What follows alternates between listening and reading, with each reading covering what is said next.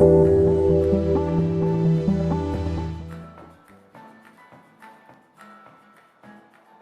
coming to our last panel. And as I said, we're going to talk about bioeconomy and health in this very particular period. Sometimes I think we might not make the connection, right, between bioeconomy and health and sustainability and health, thinking that are two different topics, and while they are completely connected. So in this topic, I would like to introduce a keynote speaker, Ahmed Fahmi. He's a program specialist and chief of section at UNESCO. So Ahmed Fahmi, I'll give you the floor now. You, okay?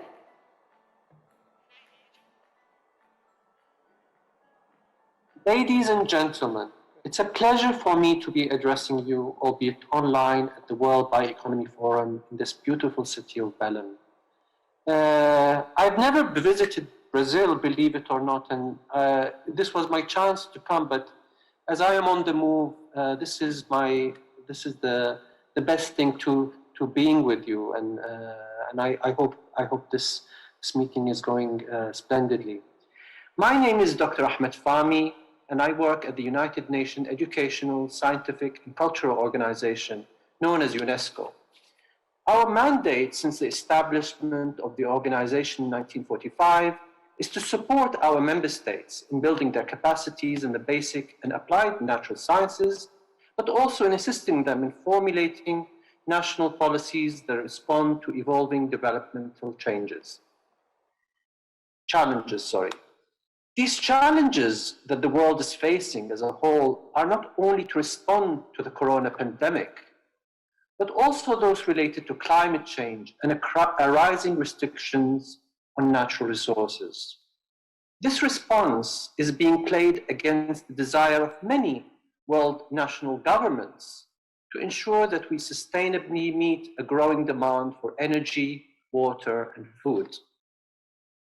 There is an intricate interdependence between these needs that humans have in order to sustain their kind in this postmodern era that we live in, but also to ensure that these needs are not exaggerated at the expense of the rest of the natural kingdoms of plants, animals, and microbes that are also intricately interconnected to preserve the biological processes of our planet.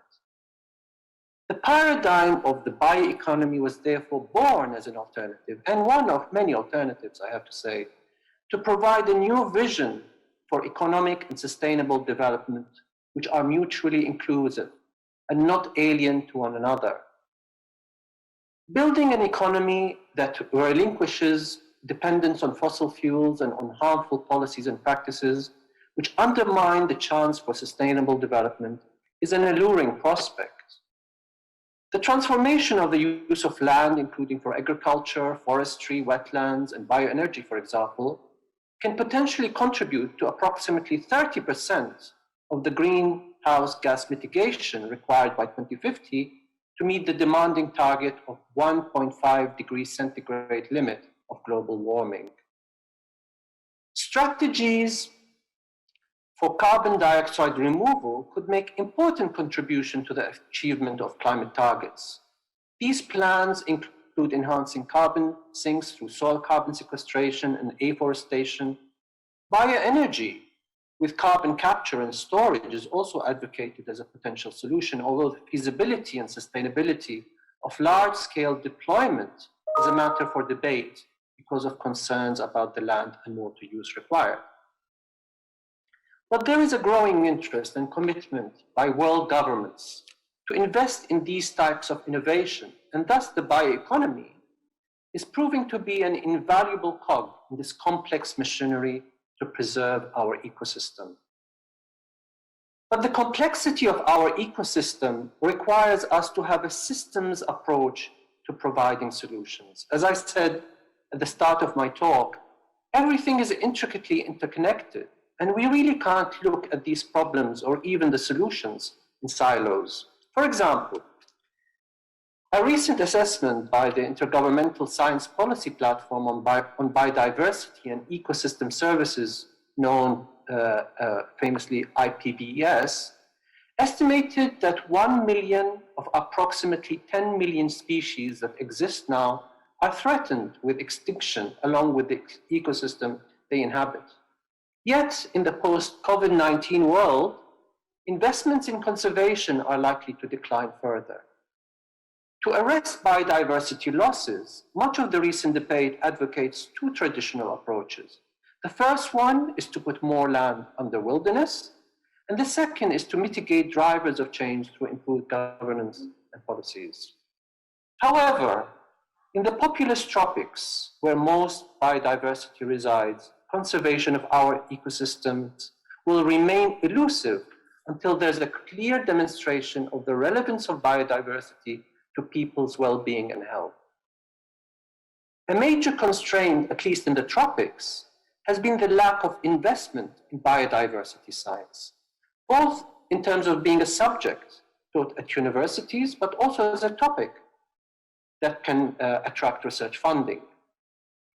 This investment in biodiversity science can build human resources and demonstrate the potential role of biodiversity in tackling natural disaster, stagnating agricultural productivity, water shortages, polluted air, and human well-being and health. The reason why I talk about biodiversity science and the need to focus on it more is because of its direct involvement in addressing the health challenge. After all, this panel is about bioeconomy and health. Believe it or not, this is already demonstrated in the bioeconomy, in the pharmaceutical industry, which is at the top of the bioeconomy's so-called value pyramid. Pharmaceuticals derived from natural products are important in healthcare, notably in anti-infective agents and cancer therapeutics. It is interesting to cite that between the years 1940 and 2014, about 49% of all small molecules for cancer approved by the US Food and Drug Administration were either natural products or derived directly from them.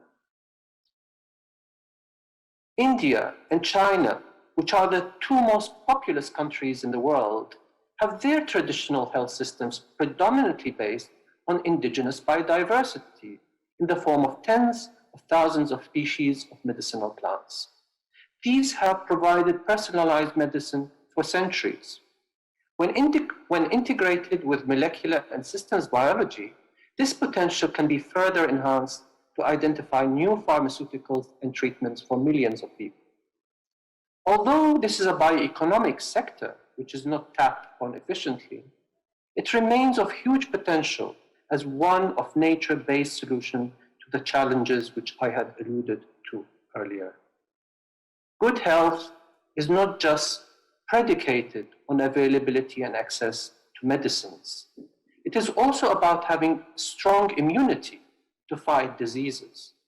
In order to build this strong immunity, we need a range of macro and micronutrients to help our body's resistance mechanisms. So can we really talk of good health without also talking about good food? I think you will agree with me that this is not possible. But by linking food to health, we are again admitting the intricate interconnection between the two. The COVID-19 pandemic has created concerns for the food industry and agriculture, such as labor supply, which, although a perennial issue, has now become more acute due to the impact of the pandemic, as we can see in certain parts of the world now. The pandemic reminded world governments that in a global economy, it remains imperative to maintain sovereign capacities in areas of critical national importance, and there can be very few things more important than food.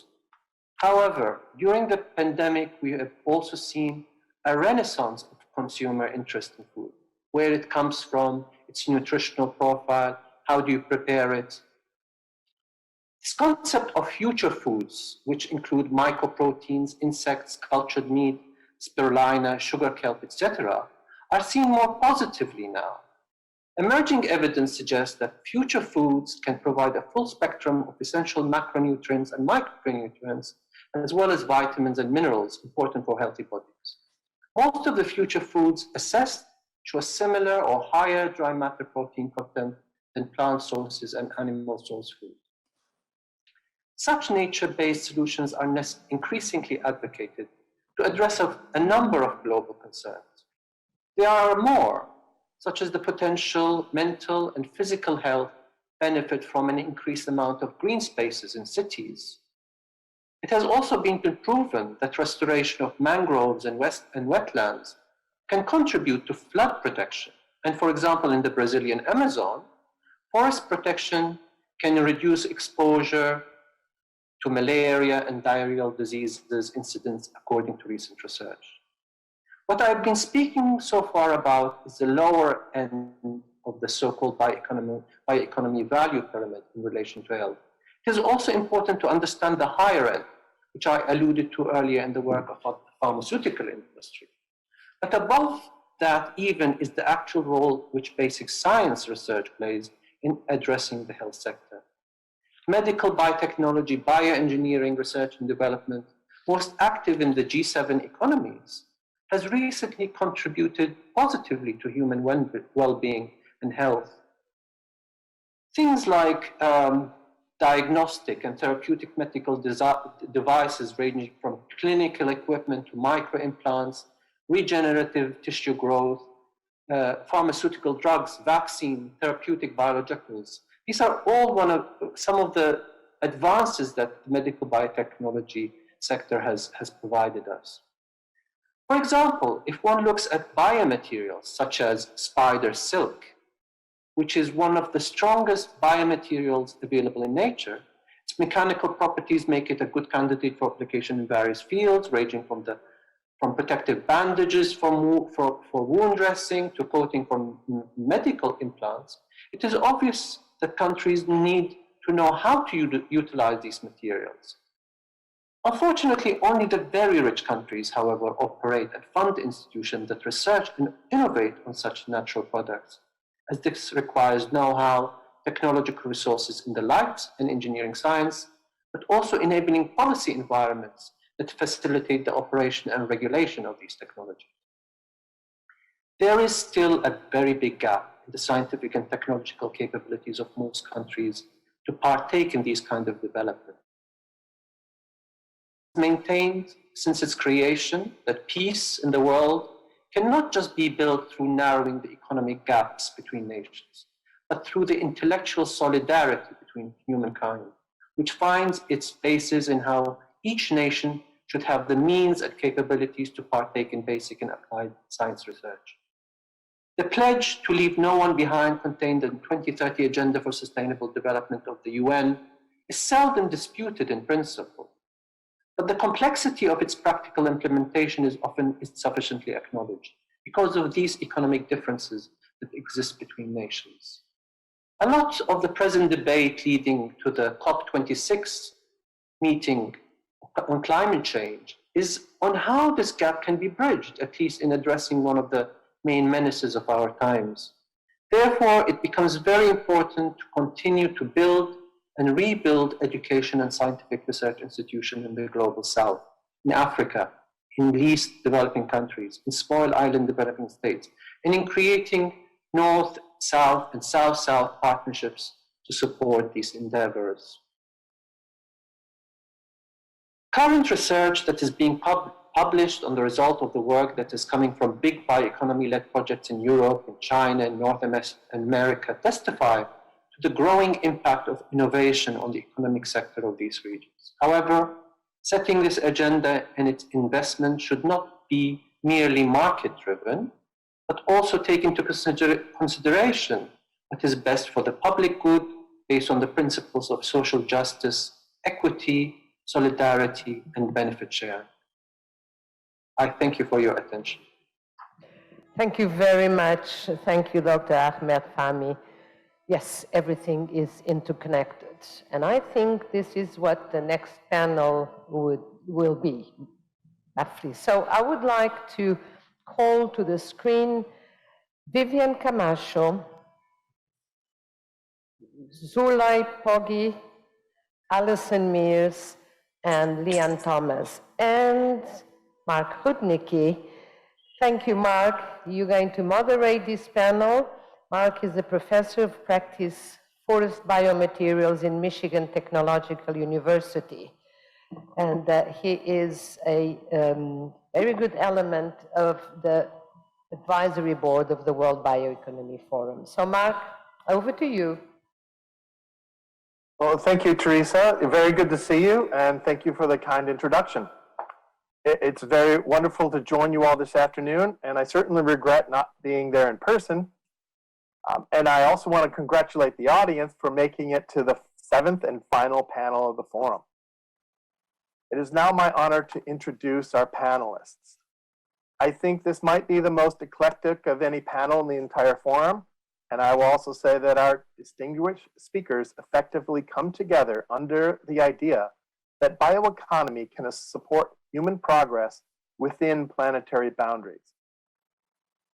To further set the stage for our panelists, we can also look to the 1992 Rio Declaration, whose Principle 1 states that human beings are at the center of concerns for sustainable development. They are entitled to a healthy and productive life in harmony with nature. So as I will introduce each of our panelists, and then they will each give a short presentation on their work in the context of the bioeconomy. Introductions and presentations will be followed by a discussion and hopefully some time for questions from the audience. So our first panelist is Dr. Lian Thomas. She is a jointly appointed scientist at the University of Liverpool and the International Livestock Research Institute based in Nairobi, Kenya. She leads a theme on neglected zoonotic diseases at the One Health Research, Education and Outreach Center in Africa, funded by the German Ministry for Economic Cooperation and Development. Lian has a strong interest in the socioeconomics of disease control and surveillance. Since 2010, she has worked in East and Southern Africa, both in academia and in consultancy roles for the World Health Organizations and other international organizations. And with that, I will start my presentation for Lian, and she will give her talk. Thank you so much for that introduction, Mark. And I'd also like to take this opportunity to thank the organizers for the opportunity to participate in this important discussion. And also for them providing this virtual platform, which has allowed me to participate all the way from Nairobi, Kenya, without the associated carbon emissions from a return flight to Brazil. Mark, may I have my slides, please? Lovely, thank you. Next slide. For those of you who are unfamiliar with ILRI, the International Livestock Research Institute, we are one of 15 research centers making up the consultative group on international agricultural research. And our mission is to have better lives through livestock. Next slide, please, Mark. And at ILRI, I work within the One Health Center in Africa, and our center, which is supported by the German government, was established in 2020 to build on a large body of work that ILRI and our partners have been undertaking in the region for many years, focused around the sphere of One Health. But I think what I really want to talk to you today about is what exactly is One Health and how does it relate to the bioeconomy? Next slide, please, Mark. So as you can see from this definition, which is roughly paraphrased from the 2020 Berlin Principles, One Health is a concept focused on improving the health of humans, non-human animals, and our shared environment through transdisciplinary collaboration. Now, although the idea of interconnectedness of these three health domains has been recognized since ancient times, the One Health concept really has taken shape since the early 1980s, when the concept predominantly revolved around the interlinkages between human and animal health and our shared physiology and pathophysiology. This is exemplified by those diseases that are transmitted from non-human vertebrates to humans, so zoonotic diseases.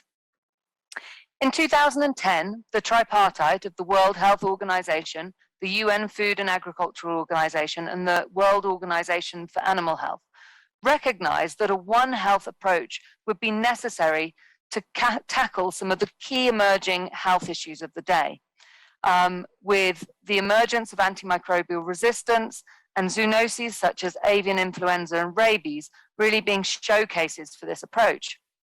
Over the last decade, since the tripartite was sort of formed, there has been an increasing recognition that although the environmental domain is critical to the concept of One Health, it had often been overlooked. And so it's been a great step to see the UN Environment Programme come into the Tripartite Plus in 2020 as a vital step towards strengthening this concept.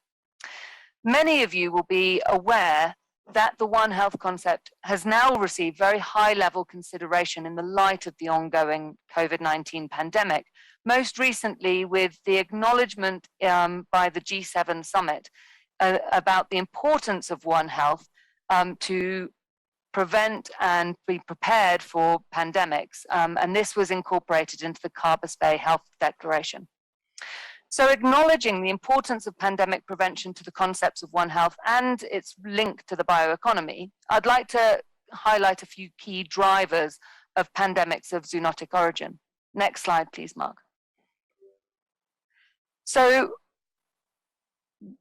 we are aware that our increasing and increasingly urbanized human population, the food systems that feed us and our extractive industries are playing a role in the increasing frequency of zoonotic disease outbreaks. And COVID-19 at the end of this timeline is just the most recent and maybe most visible example of a zoonotic disease outbreak. And I actually omitted in this infographic that concurrently with the COVID-19 pandemic, we also saw a resurgence of Ebola in the Democratic Republic of Congo, as well as the worst outbreak of Lassa fever in Nigeria. So we can see just over this 30-year time frame how important zoonotic diseases have been within the sphere of global health. And so, we're really, really aware that, habitats are being cleared to make way for livestock farming or to grow the crops that we use to feed those livestock. And this increases the contact between wildlife, the potential hosts of zoonoses, and our domestic animals and ourselves. We're seeing continued exploitation of wildlife for meat, for trophies, and for medicine, both reducing biodiversity and, again, increasing contact with potential zoonotic disease hosts. We know that our reliance on a small number of species of relatively homogeneous, genetically homogeneous livestock also predisposes to rapid spread of disease through those herds in a similar way that we would expect through, if we've seen through monocultures of crops. And we also acknowledge that the expansion of our human-dominated landscapes is providing habitats where synanthropic species such as rats and bats, which are high potential zoonotic disease hosts, thrive.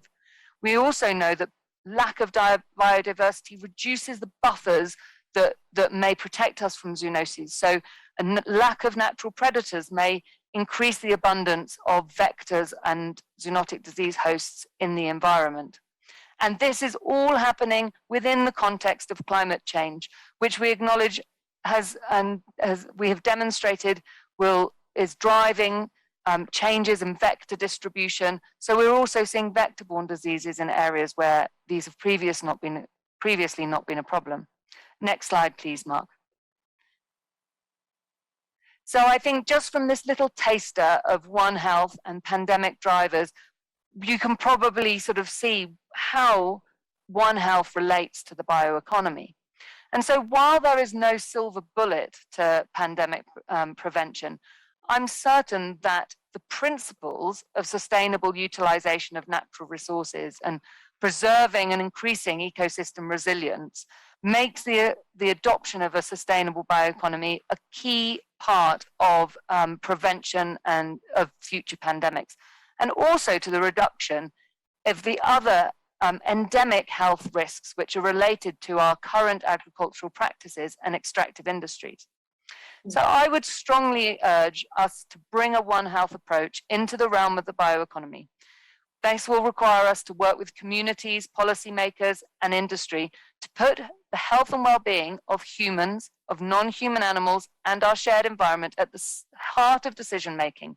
We need to accelerate the adoption of practices which boost ecosystem resilience and slow climate change, whilst we also identify and mitigate the health risks which are inherent with our use of natural resources. So I hope with that call to action, I will pass back to Mark. Thank you. Thank you very much, Liam. That was wonderful. Our next speaker is Dr. Vivian Tatiana Camacho Hinojosa. She is the General Director of Traditional Medicine of the Ministry of Health and Sports of the plurinational state of Bolivia. She is a high-level commissioner at Alma Ata 40 years for the region of the Americas for the Pan American Health Organization. She is coordinator of health of the People's Bolivia within the World Movement for People's Health. She is a Quechua midwife, a promoter of popular health with peasant communities, indigenous communicator, a member of the International Abya Yala Network of Communication of Indigenous Peoples, medical surgeon, and a specialist in the interculturality and health, promoter of ancestral knowledge of indigenous peoples. Vivian, the floor is yours. Thank you, Mark. Greetings to all of you. Sumas puncha kachon tukukunapa, hujatu napaiku, tuku gangunapa, nogasuti Vivi Camacho, kaya Bolivia, koyasuyumanta tiakuni, hujatu napaiku. That is my mother language. I belong to the Quechua nation of the plurinational state of Bolivia, and I'm so happy to share with you little minutes which are so necessary, spreading our words, spreading our hope, spreading our proposals for this world crisis we are facing, not only climate crisis, economic crisis, health crisis, but here we are to look for answers together. Thank you so much for to the organizers, for the guests, and for all the team for coordinating with me. Thank you. Next, please, Mark. So we are talking about health as a human right because during this pandemic season, we have seen that health has been treated as a terrible merchandise. Only one people who would have money enough could buy the right to health. So it needs to end up because we know that corporations, pharmaceutical corporations, medical industry corporations, agroalimentary corporations, even bellic for war industry corporations, they are all together networked. That's why we are so worried about the conflict of interest, which now it's part of the health they are selling. But from our communities, we know we have another kind of health. For example, we need also to address feeding the world as part of health systems. We cannot have healthy people if we are thousands and millions of people that are hungry today. So healthy food is also a human right, and states should guarantee this right. Because we are talking about social determination on health, which means dignity and social justice for our peoples. Otherwise, who would have health? Only the ones that could have the privilege balloon, or the ones, everyone. I mean, every health system, universal healthcare system is a preventive factor against any pandemic. I mean, health as a human right is also a preventive factor for taking care for all populations. That's why health should be a human right, not a business. And which health? We are thinking about the macroculture, the dominant macroculture, the hegemonic model, Western model. But we need to address health as this integral model we are working here in Bolivia. Next, please. Which has to do with Sumas Causai, the living well, the new paradigm as Bolivia we are proposing, which has to do with equilibrium, with respect to our ancestral identity, with respect to Mother Earth, with respect to our spiritual world. It has to do with respect to all entities alive on Earth, because our ancestral wisdom takes care of us not only as human family, but also at plants, animals, mountains, lakes, rivers. Everyone around me is my ayllu, is my family. Even the sun, the moon, and the stars are my ayllu, my family. This has to be with our cosmovision. That's why we need to address health as this integral view as well, with interculturality. And next, please. And also we need to talk about decolonization of health, because we need to gain again this respect and love for who we are. Where do we come from? We all come from Mother Earth. She feeds us every day. She gives us home. She gives us shelter. She gives us everything we need. Everything that is surrounding us has come from her womb. That's why we give thanks and we make the ceremonies for greeting her. And also because of millions of campesino people, millions of farmers around the world, every one of us, each of us has a plate to eat. That's why we address also dignity for campesinos, dignity for farmers, people that come from the earth. And we also pray for Mother Earth. Oh, dear Mother, inside you, our life is born, it grows, and it rests. Inside you, our life is turned on and turned off. We are your light, we are your body, we are your spirit. Our deepest gratitude for life and health of everyone. That's why our indigenous health systems are still alive in our territories, which has to do with taking care of our ancestral ceremonies, our ancestral sacred places, but also the spiritual world that is with us. Next, please. In Bolivia, we have the law that recognizes ancestrality and health. We have this instance, the law, and we talk about ancestral medicine recognized from our government because we are indigenous majority, because ancestral medicine takes care of physical, mental, and spiritual health of everyone, taking care of animals, plants, human beings, and sacred places, because we are living people with our own culture and wisdom to take care of life. Next, please. And also, we need to talk about some international documents that are addressing that health should be treated with integrality, with respect to ancestral wisdom, because it has to do, it's the duty, it's what governments owe to their people, to treat health as integral, to treat health not only with one monocultural view, but respecting our ancestral traditions. We have to do with plants, but not only exchanging the peel for the plant.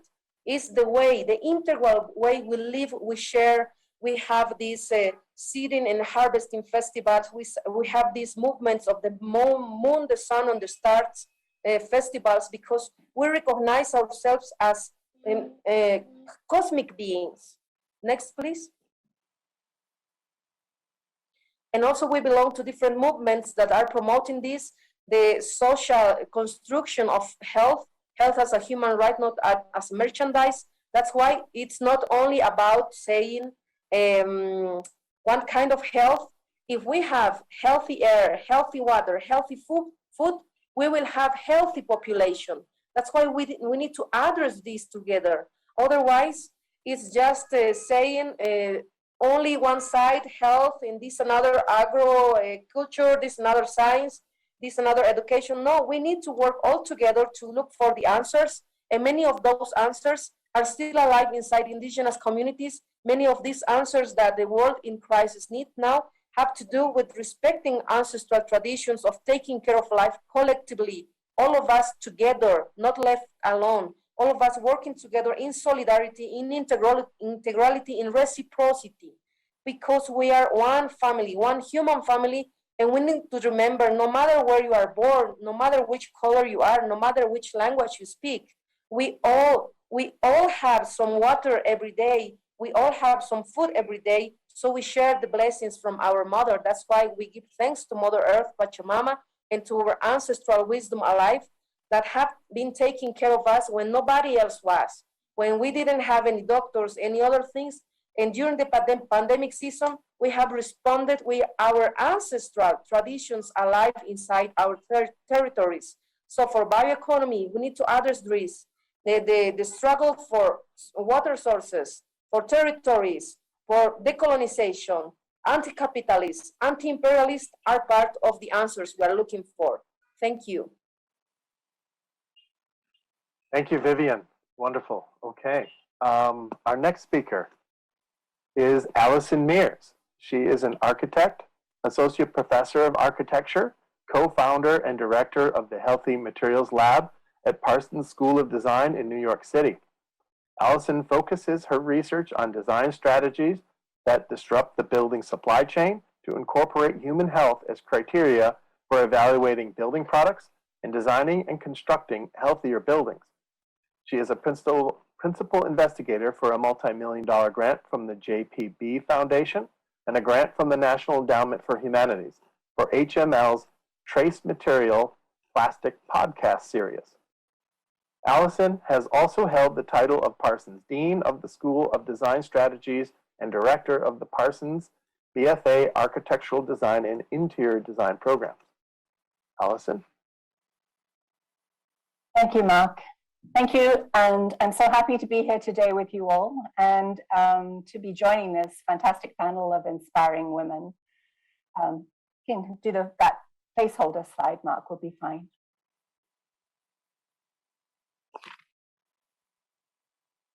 Yeah. At Healthy Materials Lab, we're on a mission to change the way we build. This is our planet, our home. We're committed to confronting the environmental and health challenges of our time, and we place human and planetary health at the center of our design processes.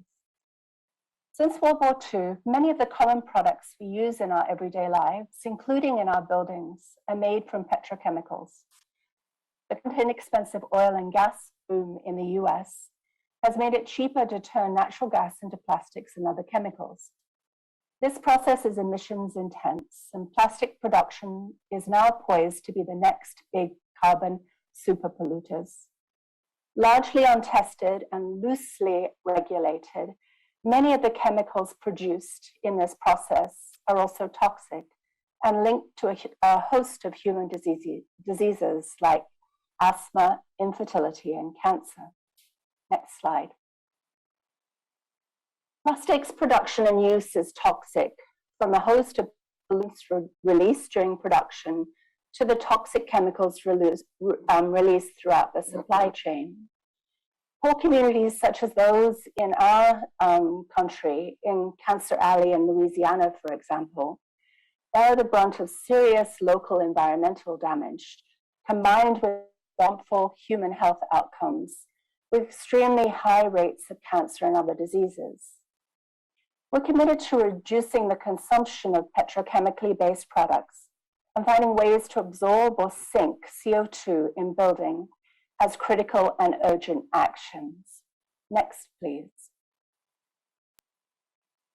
So I may be the only person who's sharing a section of a building wall here during this conference, but this for us is the problem. So this is a typical kind of cut through a residential wall in the US, through a house wall.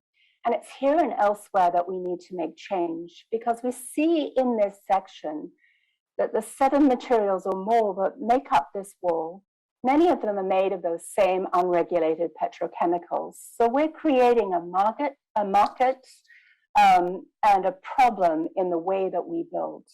Next slide, please.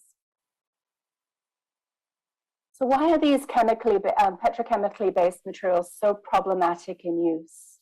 When we use these materials in our buildings, our cities, objects, and furniture, they're not inert. Often we think of buildings as these static, stable places. But over the lives of these products, our buildings, these products start to shed and release chemicals as particles, as air, as dust into our interior environments, which are then absorbed into our bodies.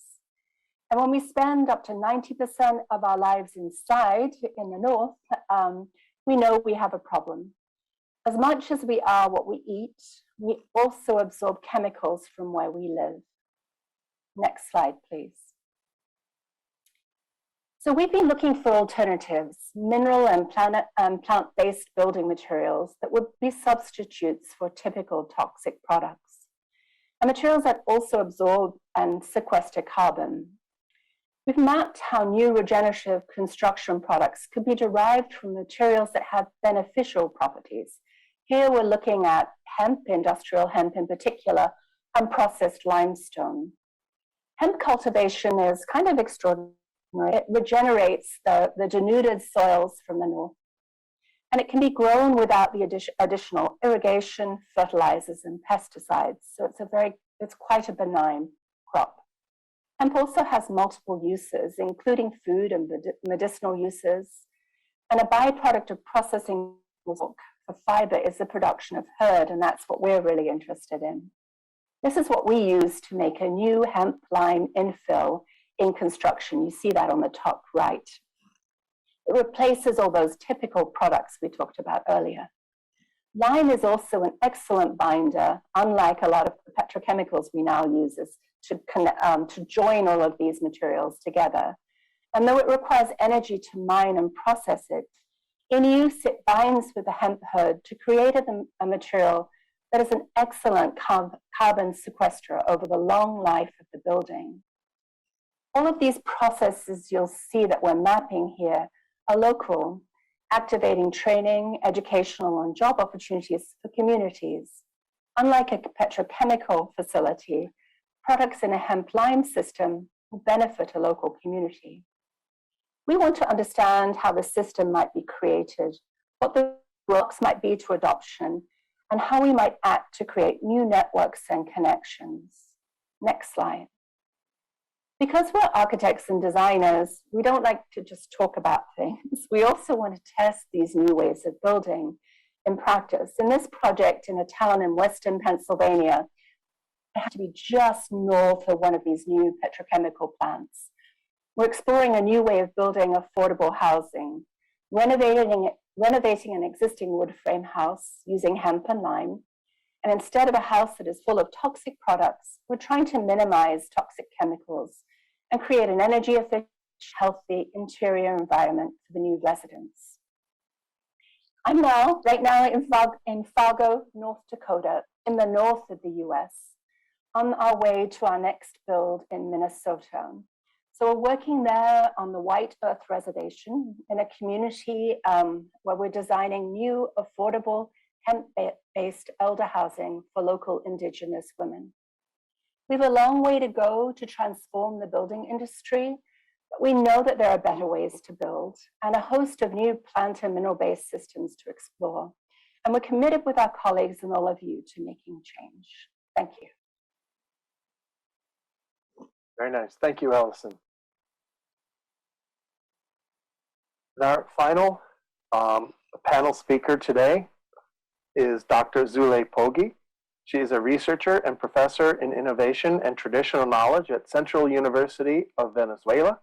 She is a guest researcher at Max Planck Institute of Innovation and Competition in Munich, Germany, and director of geographical at the Indications Autonomous Intellectual Property Service.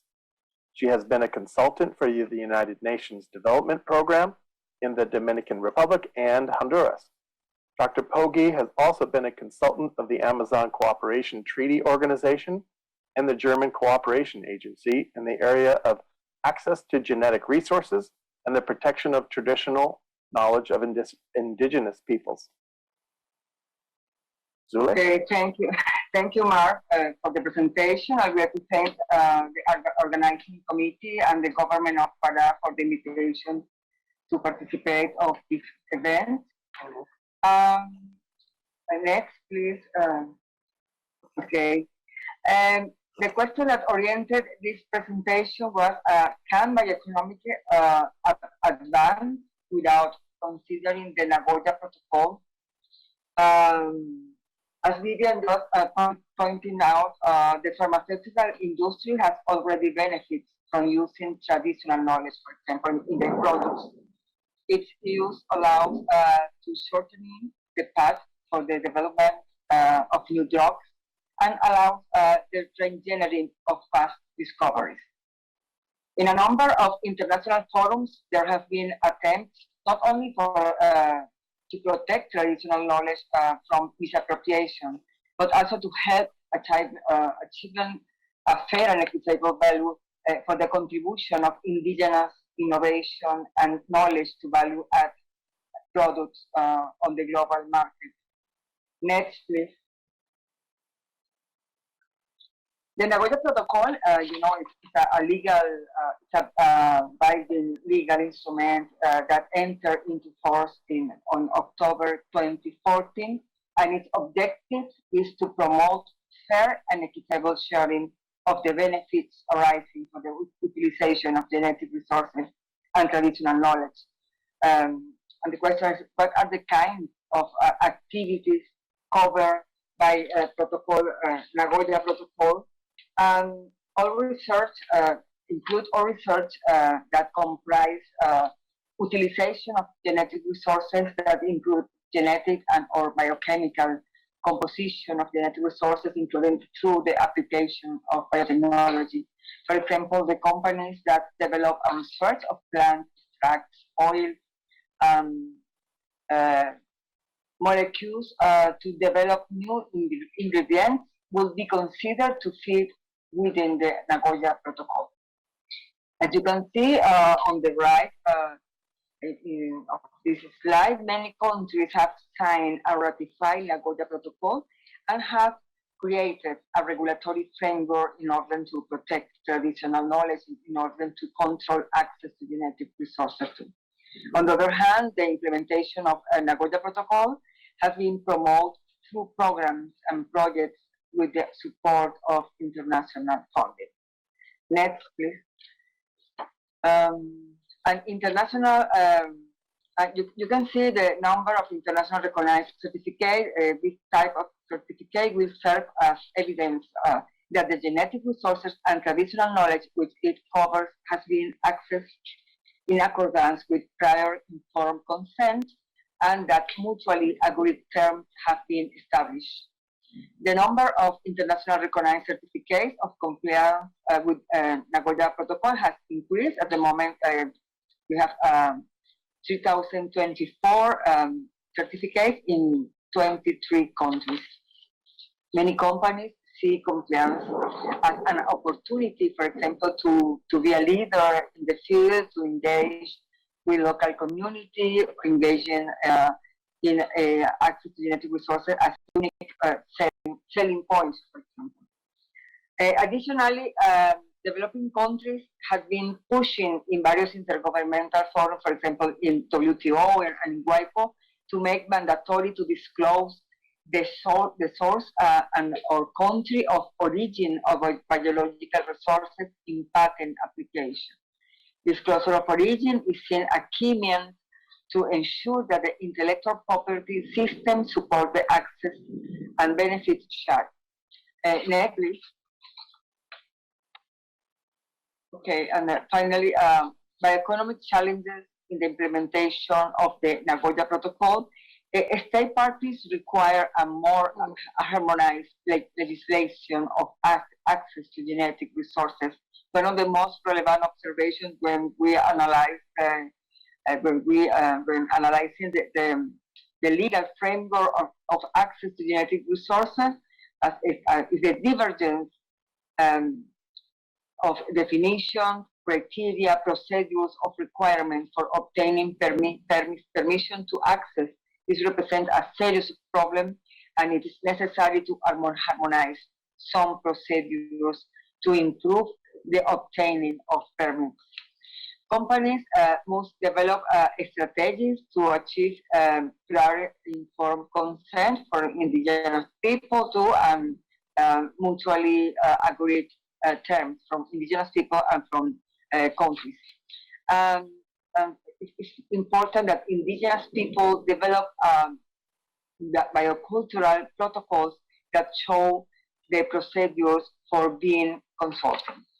According to the above, we can say that it's not possible to carry out research in bioproducts without taking into account the measures and restrictions of the Nagoya Protocol, because there are a series of regulations, policies, and control points that aim to monitor the process. Thank you very much. Thank you, Mark, for your support. Thank you very much, Zulay. That was, again, another excellent presentation. Okay, we will now shift a little bit to our question discussion session, and I would like to begin with Vivian. My question is the World Circular Bioeconomy Forum 2021 declaration states that healthy ecosystems remain an important part of medicines and prosperity. It seems to me that harvesting the benefits and prosperity from ecosystems without degrading them is a delicate balance. And when we get it wrong, human health suffers. How do you see the interdependence of ecosystems and human health? For us as indigenous populations, we see it as integrated.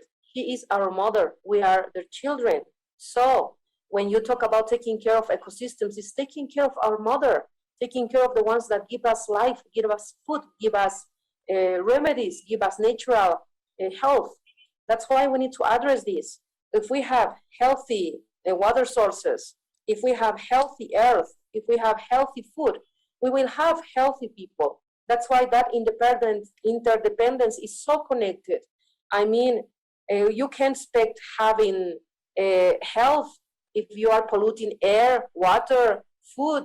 That's why we need to address again food as not only not poisonous, food as medicine. We need to address this again. Food should be our medicine again. And the way we produce food, and for what do we produce food? Do we produce food only for the market or for taking care of people? In these exchanges, interconnectivity, it has to do with solidarity. During the pandemic season, where we did not have not even a little pill for cold, for fever, we had our plants. And what did our campesino farmers, humble people did? They donated with solidarity tons of production for the ones that were passing hunger outside the cities. And what did our communities? They responded with solidarity, sending herbs to the cities, because inside the cities, we are not in the jungle of cement. It is a desert of cement. You wouldn't have any plants to heal yourself. That's why we need to address again that Mother Earth, we are also connected. If we damage her, we won't survive. Maybe she will survive us, but we need her. We need her healthy. We need to take care not only for us, but for the next generations, because it is what we inherited from our ancestors.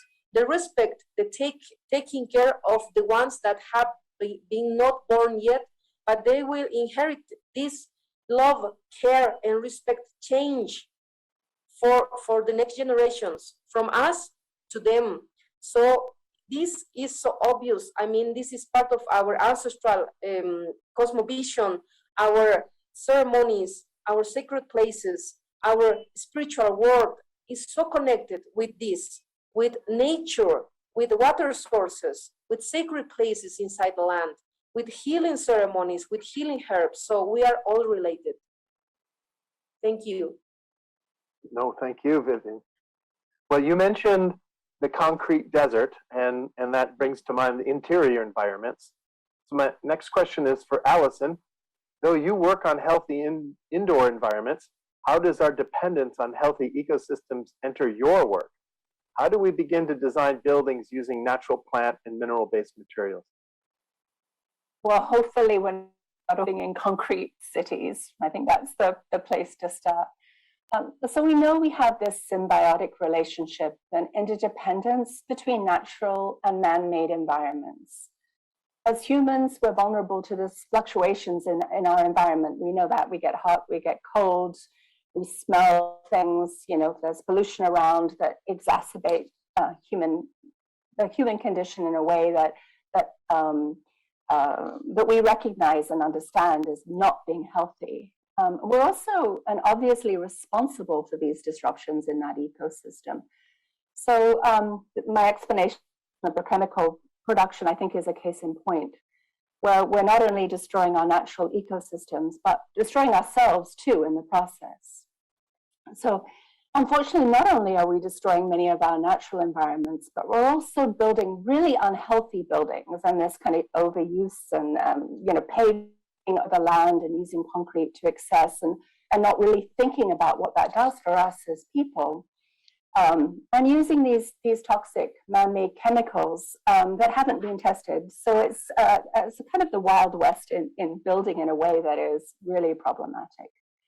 We work in this space that is hugely unregulated, and we don't know the content of the products that we use. And that for us is extremely problematic, and that's something we need to change. So when we think of that and we think about how we could make better places for everyone to live in, we often look back to traditional building practices. We understand that we used to work with materials from the land around us in our immediate communities, whether it was the earth that we used to make bricks or the wood that we would use from the trees that were surrounding the area where we were.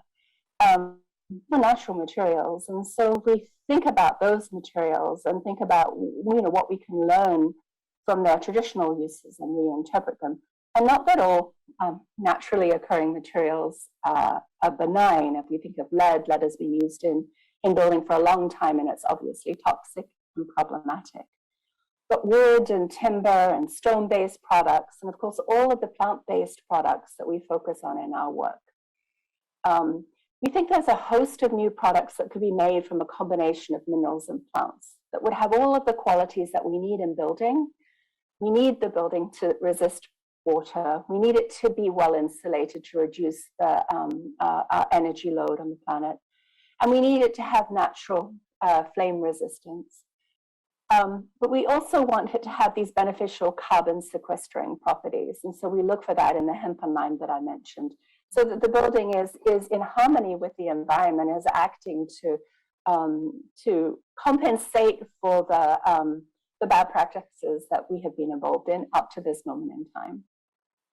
So in addition, we really think this idea of centralizing production, which is the way in the US we have centralized production systems in areas like the South, where many of the petrochemicals are produced, and make them instead regional production. And so we go back to the idea of, we use materials that we may harvest from our own environments, our own environments, where we protect that environment and are stewards of that environment, and create then buildings that come from that place that are beneficial to us and that are not harmful to the environment. Excellent. Thank you, Alison. Well, when the topic of indigenous knowledge has come up several times, not just in this panel, but other panels as well. And so, Zulay, are you still with us? Okay. Then I'm going to put my question for Zulay on hold, and we'll go forward with Lian, and hopefully Zulay will be able to come back. Zulay, can you hear me? Yes, I can back. It's raining, or I'm raining here. Okay. Well then, great to see you.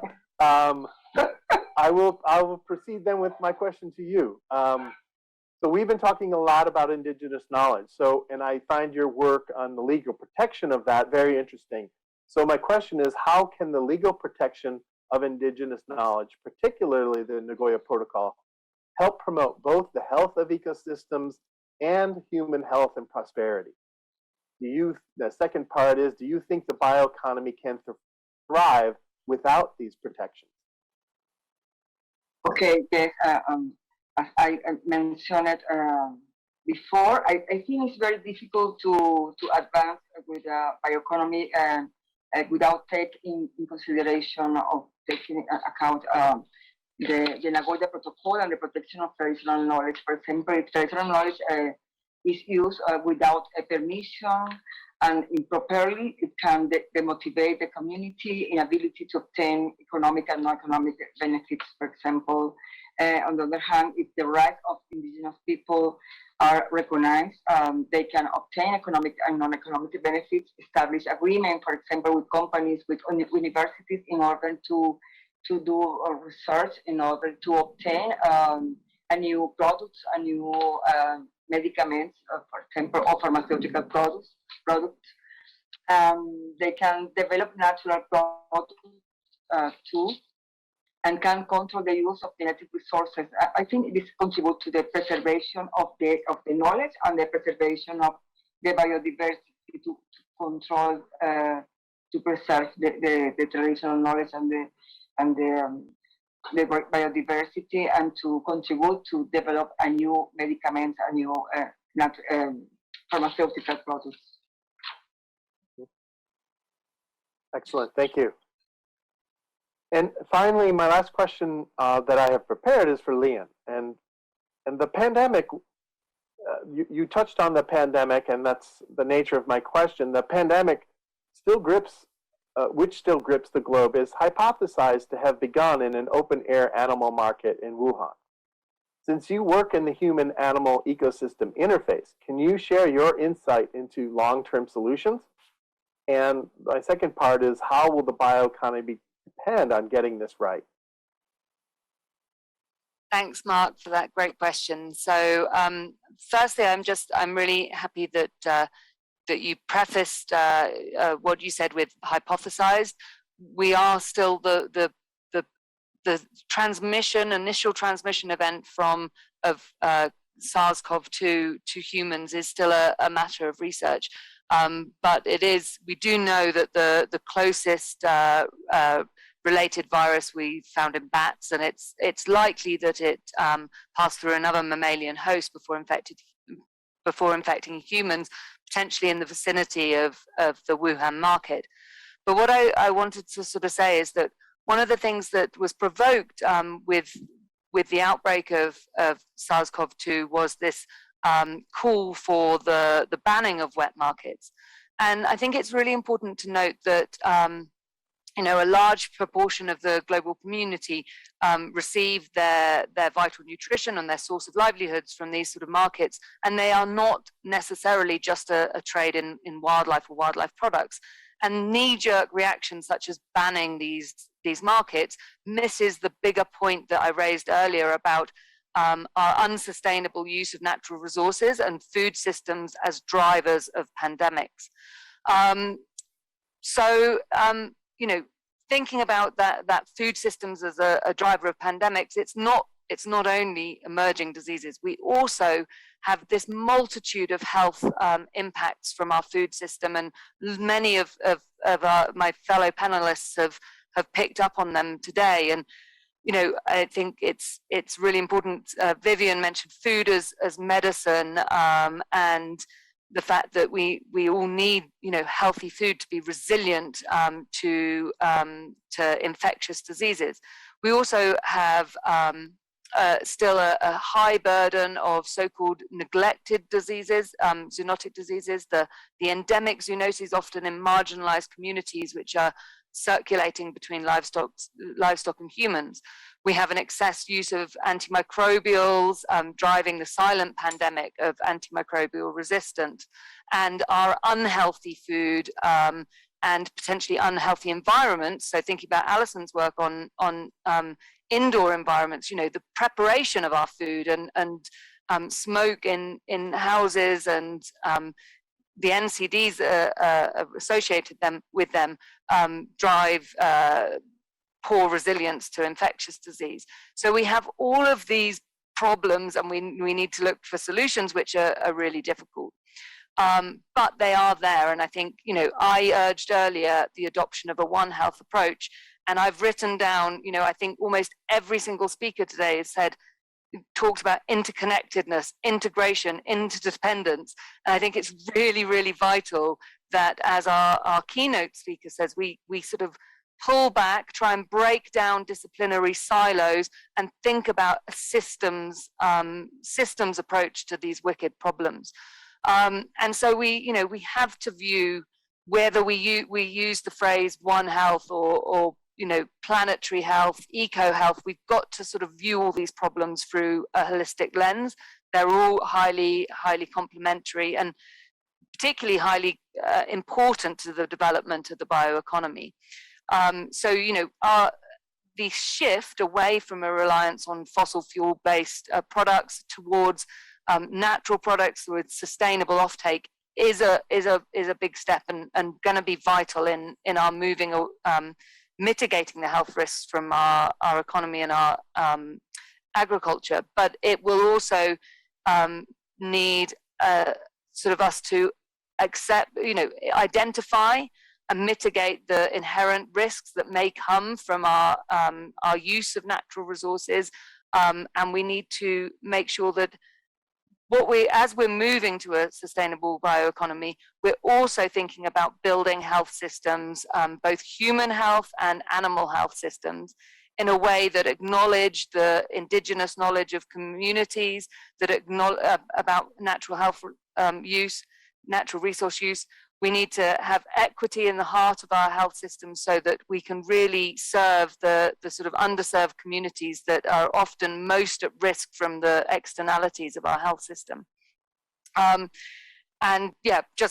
Sorry, I think I went off piste a bit, but zooming back out again to breaking down silos, I think really we need to start from a point of education, understanding sort of the systems, so that as we come towards health systems, surveillance systems, and food systems, we can actually work together across disciplines. So again, I would call for One Health as an integral pillar of the bioeconomy, as a solution to these health risks as we go forward. Thank you. Oh, thank you, Lian. Very nicely done, the way you pulled a lot of the talks together, pointing out their connections. That was great. So now I would ask all of our panelists if they have any questions of each other. Liam did a great job of pointing out connections. So does that raise some questions for you?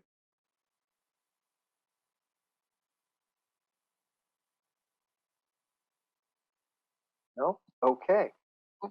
No problem. Then, Teresa, I think we would open it up for 2 questions from the audience. From the audience, that's what I wanted to bring. So one of the question is, what is the water footprint of hemp and land requirements for 1 square meter of built space as compared to other materials? Carbon is a big problem, but water is another problem not to ignore. The same question is applicable to any natural materials that might replace carbon-based materials. I think it's for... Yes, sorry. Hey, Alison. Yeah, I don't have this. Yeah, I don't have the statistics right at my fingertips for the amount of hemp you need to build a square meter of building, but I can talk a little bit more in depth about the challenges of farming industrial hemp. And so one of the issues with industrial hemp that we face in the US is that it's a new crop. Because we had regulations on growing hemp up till 2018, we lost a lot of agricultural knowledge. So we've lost seed bases. So much of the seed we're using in the US at the moment comes from international sources, isn't locally produced. And so what we're looking to do is diversify the seed source and which strains are best for building, which strains are best for fiber, which are best for food production and medicinal value.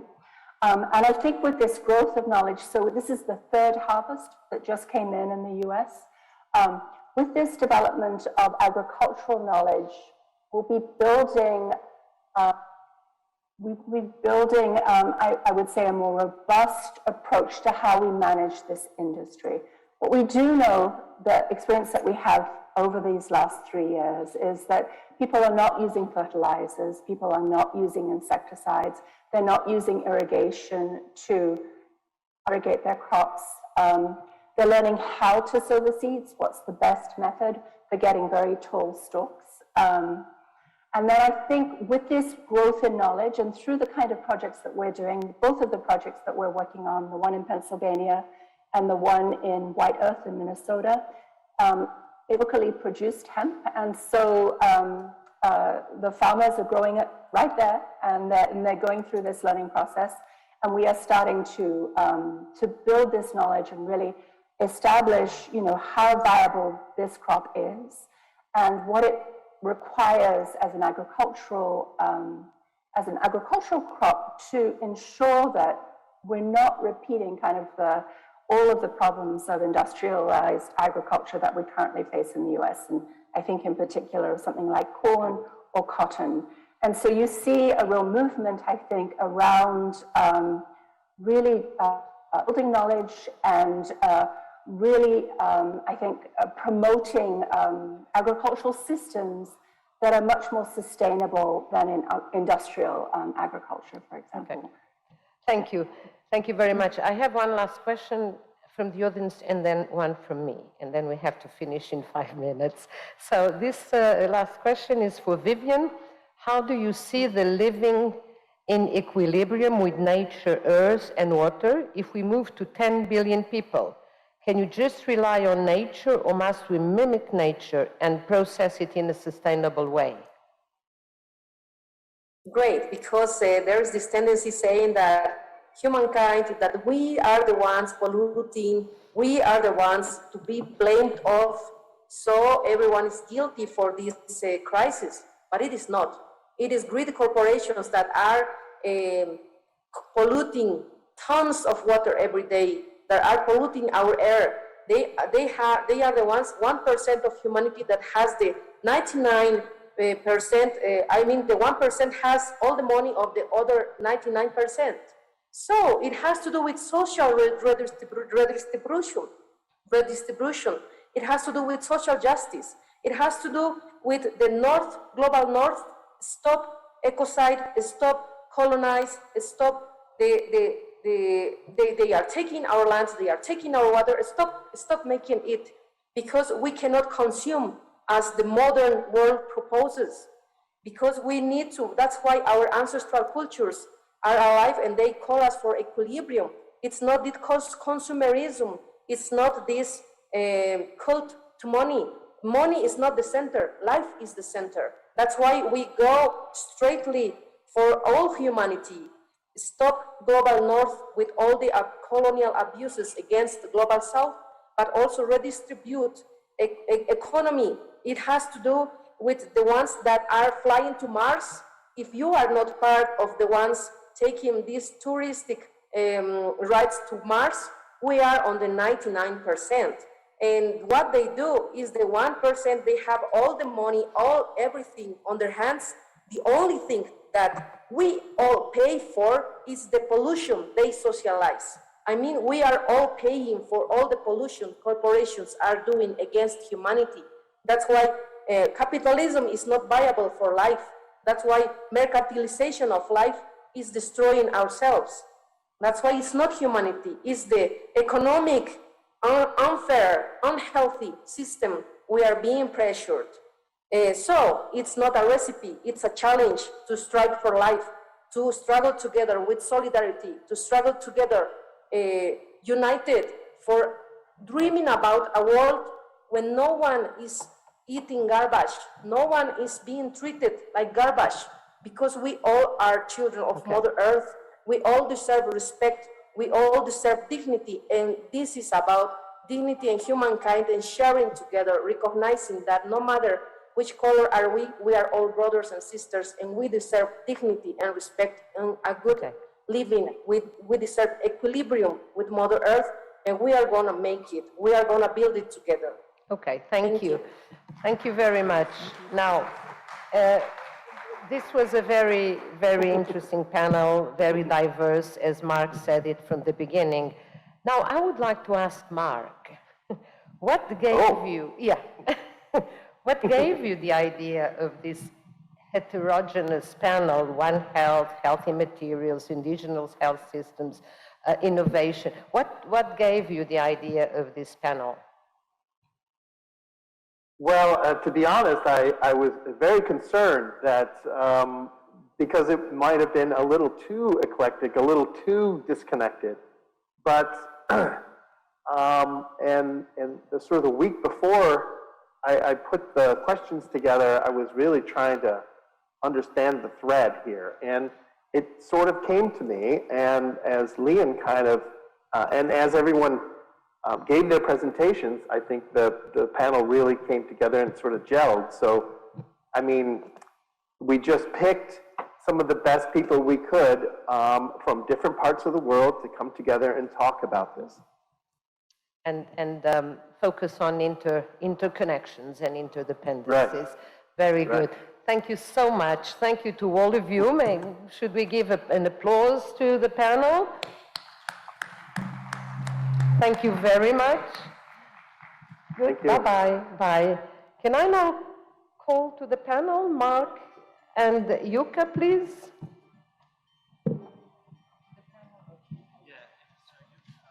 Teresa, Yuka.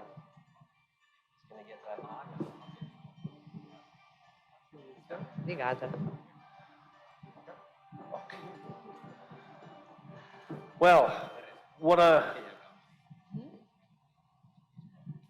excuse me, what another excellent day at the forum today.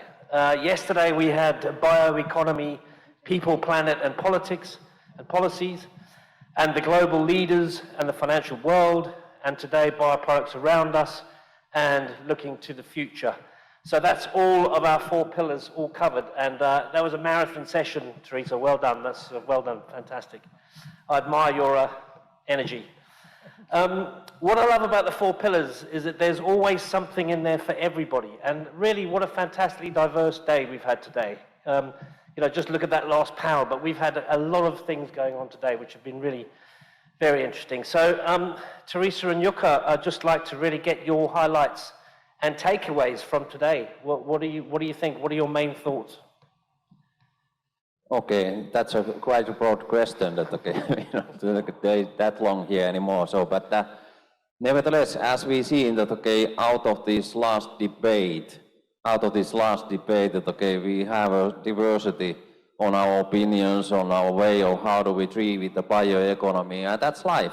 That's also life. We have to just face that we cannot dampen any voices. That's not the way to handle it, because these voices are getting louder if you are dampening. So okay, we just have to face that fact that okay, we have a different viewpoints, how the things are then handled. We also know there is other, let's say, okay, panels on the way outside of this conference space, but I just say that okay, that's matter of fact.